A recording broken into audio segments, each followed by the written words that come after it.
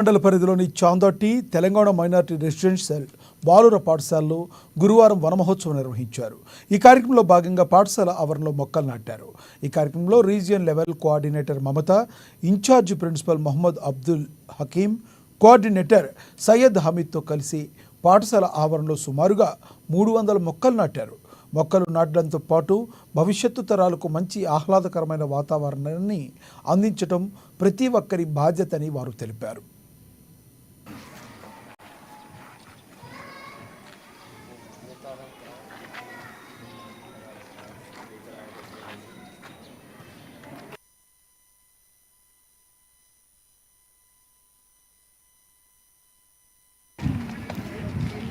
Good afternoon to everyone.